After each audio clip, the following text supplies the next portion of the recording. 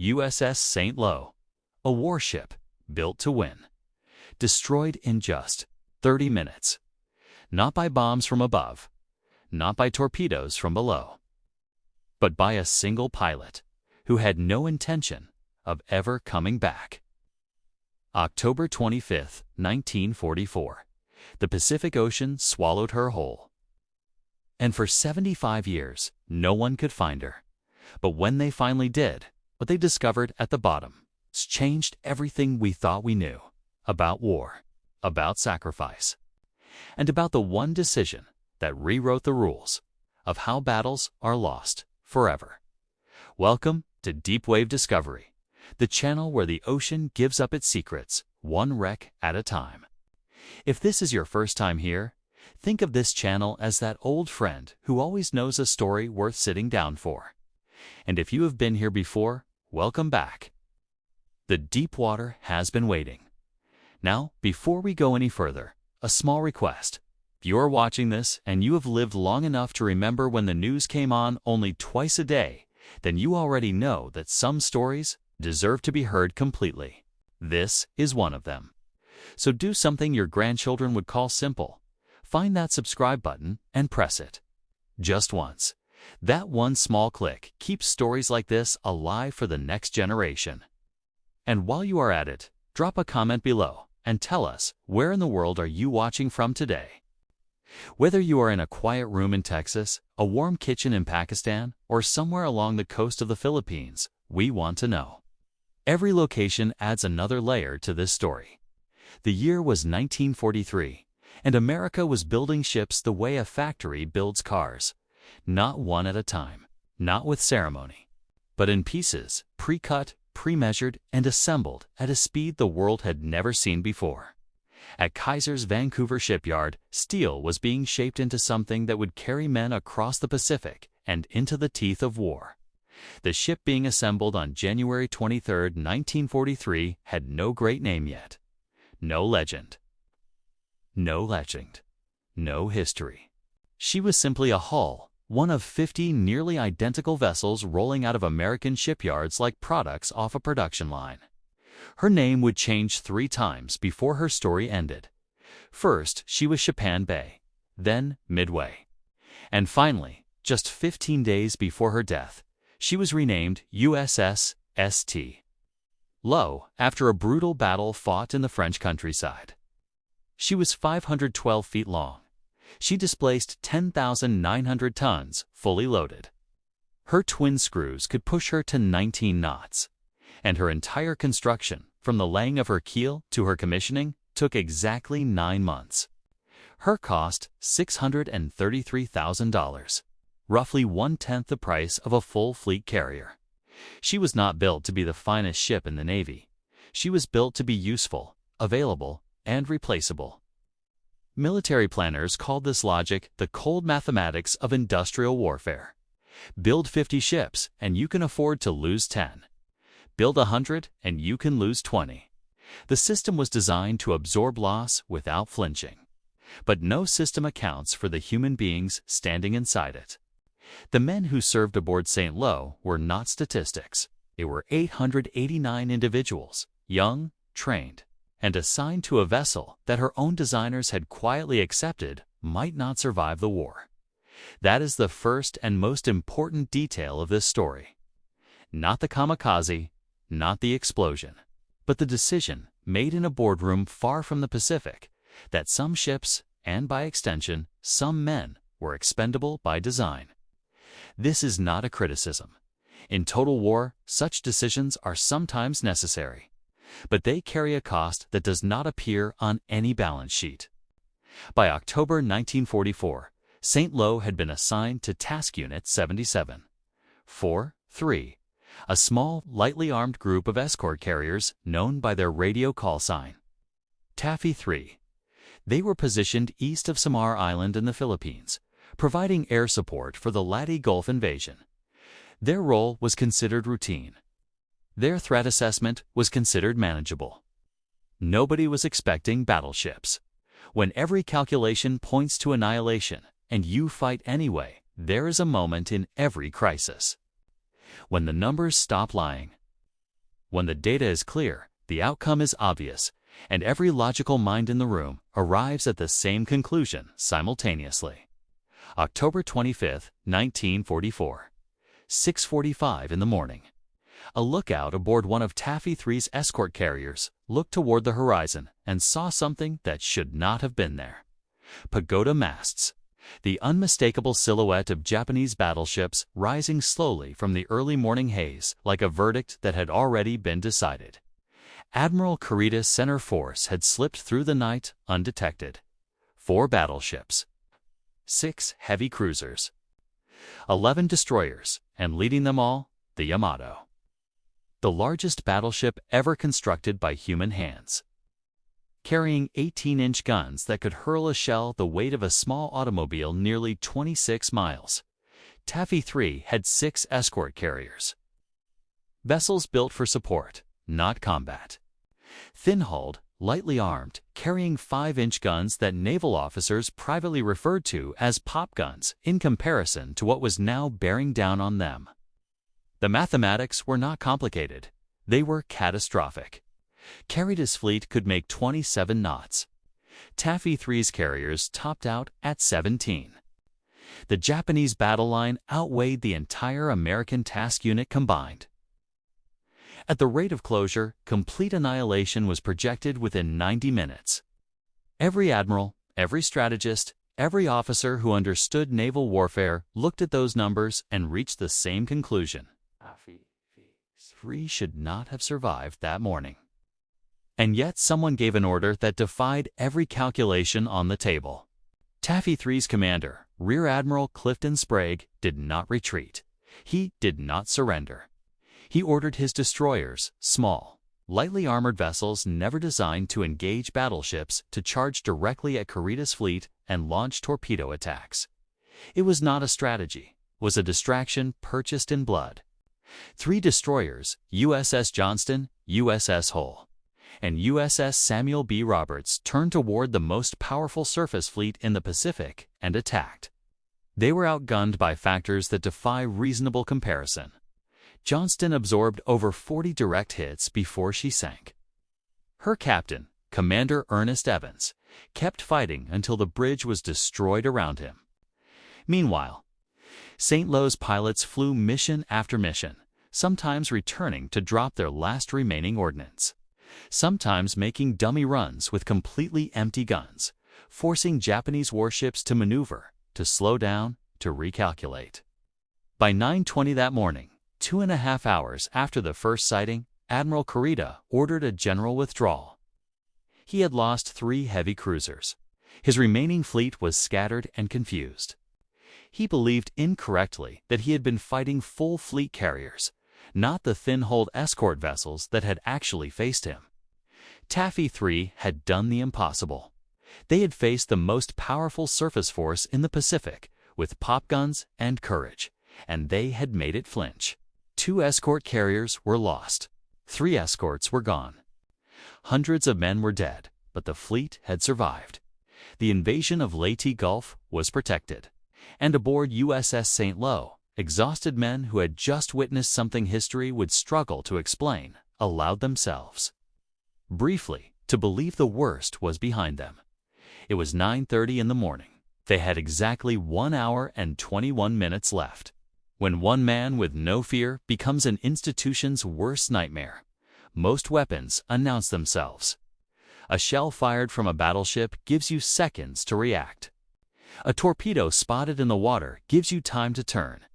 Even a bomb dropped from altitude gives your gunners something to track, something to fight back against. But what happens when the weapon is the pilot? At 10:51 in the morning, while St. Louis' exhausted crew was still breathing from the battle they had somehow survived, a Japanese Zero appeared in the sky above the task unit.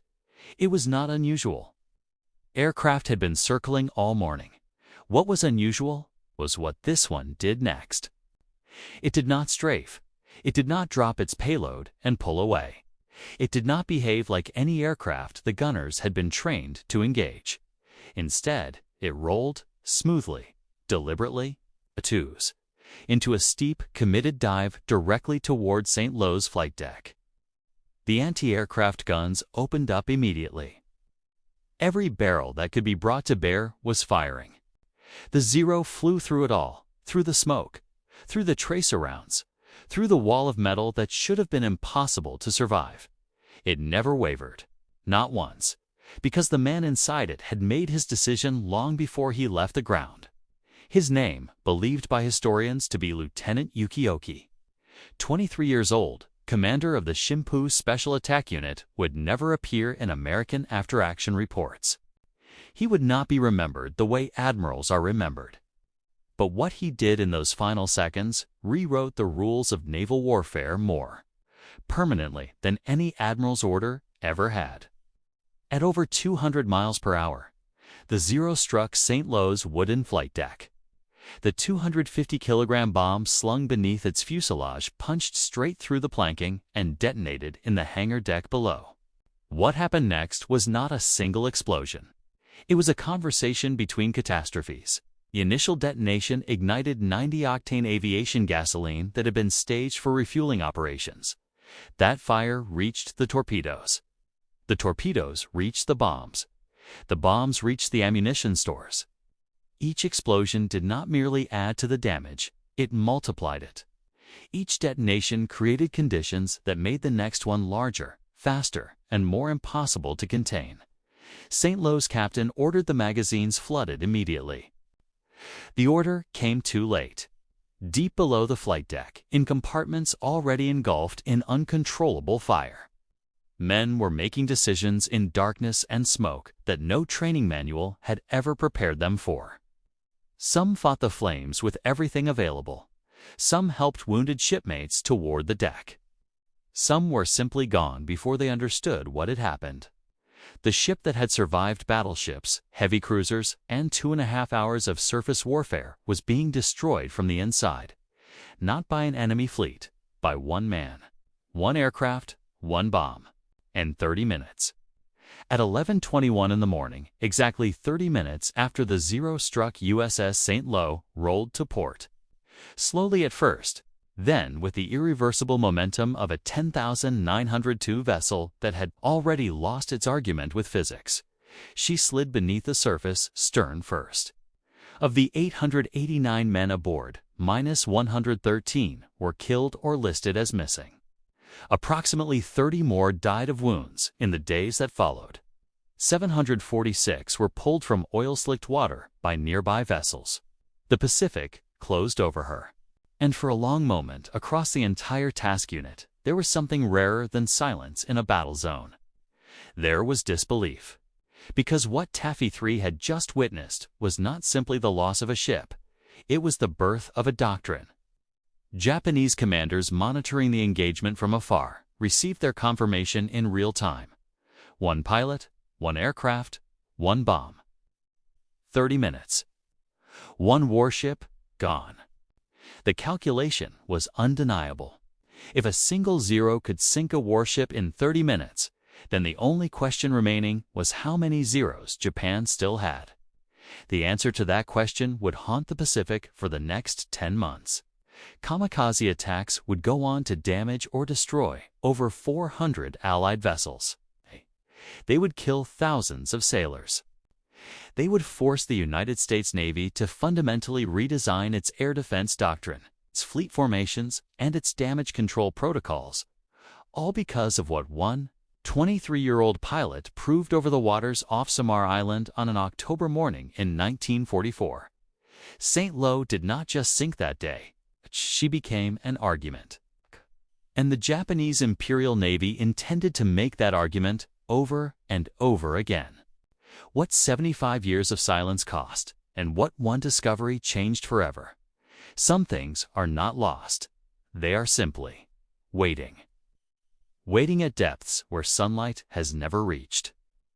Where pressure would crush a submarine like paper. Where the only movement is the slow, silent drift of the deep current, carrying nothing forward, remembering everything. For 75 years, USS St. Lo waited, not in memory. Memory had kept her alive in the accounts of survivors. In the official records of the Naval History and Heritage Command. in the faded photographs held by families who never stopped asking the same quiet question. Where exactly did she go? The answer existed. It had always existed to 4,736 meters below the surface of the Philippine Sea, resting on the edge of one of the deepest trenches on Earth. But knowing something exists and being able to reach it are two entirely different problems. And for 7 decades, the technology required to solve that second problem simply did not exist. Survivors had reported approximate coordinates, but approximate in the open ocean can mean a search area measured in hundreds of square miles. Add extreme depth. Add the passage of time. Add the natural drift of a sinking vessel traveling nearly 3 miles downward through unpredictable currents before finally meeting the ocean floor. The mathematics of finding St. Lo were almost as brutal as the mathematics of surviving Taffy. Almost. In 2016, a research vessel named Petrel entered service.